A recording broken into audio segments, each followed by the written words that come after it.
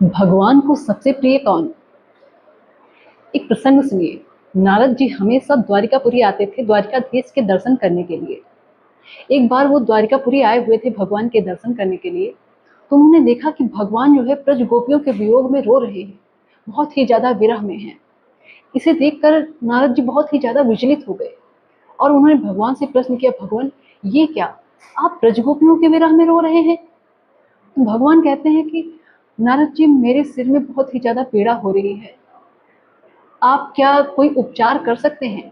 तो बोले, हाँ, नगर में बहुत ही ज्यादा वैद्य हैं और अपने राज्य वैद्य तो है ही, मैं अभी बुला के लाता हूँ। तो कहते नहीं, राज्य वैद्य नहीं इसे दूर कर सकते हैं, ये सिर्फ और सिर्फ तभी दूर हो सकता है जब कोई मेरा कोई प्रिय भक्त हो और उसके चरण की रज मुझे मिल जाए और मैं उसे अपने मत्थे पे लगाऊं, तब ये दूर हो जाएगा। क्या आप मुझे अपने चरण की रज दे सकते हैं? तो नारद जी बोलते, अरे प्रभु, ये क्या पाप करा रहे हैं, मेरे चरण की रज आप अपने माथे पे लगाएंगे? नहीं नहीं। कहते तो आप ऐसा करिए, आप जाइए बाहर और नगर में कहीं भी किसी भी जगह जाइए जहाँ कोई भक्त मुझे अपनी चरण की रज देने के लिए तैयार हो, उससे आप चरण रज ले आइए।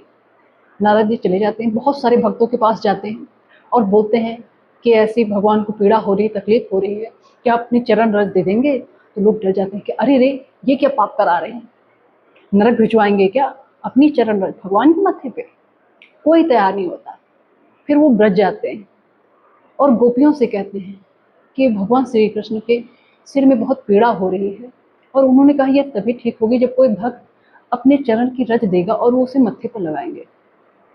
गोपियां कुछ नहीं सोचती हैं, तुरंत अपने चरण की रज को नारद जी को दे देती हैं और बोलती हैं इसे तुरंत ले जाइए और उनके माथे पे लगा दीजिए, कितनी जल्दी उनकी तकलीफ दूर हो जाए।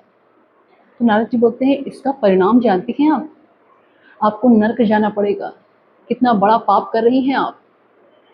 तो बोलती हैं कि भगवान, अगर पाप करने से मेरे प्रभु के, मेरे कृष्ण की पीड़ा दूर होती है तो ऐसे 1000 पाप हम करने के लिए तैयार हैं।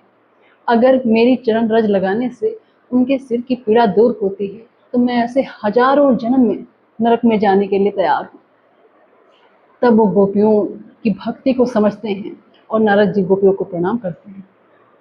तो इस प्रकार हम जानते हैं भगवान को प्रिय वही है जो बिना कुछ सोचे सिर्फ और सिर्फ भक्ति करे, भगवान से प्रेम करे। वही भगवान को सबसे ज्यादा प्रिय है। उनके नाम का सुमिरन करे, उन्हें प्रतिपल प्रतिक्षण याद करें। अगर जानकारी अच्छी लगे तो कमेंट बॉक्स में हरे कृष्णा लिखें। हरे कृष्ण।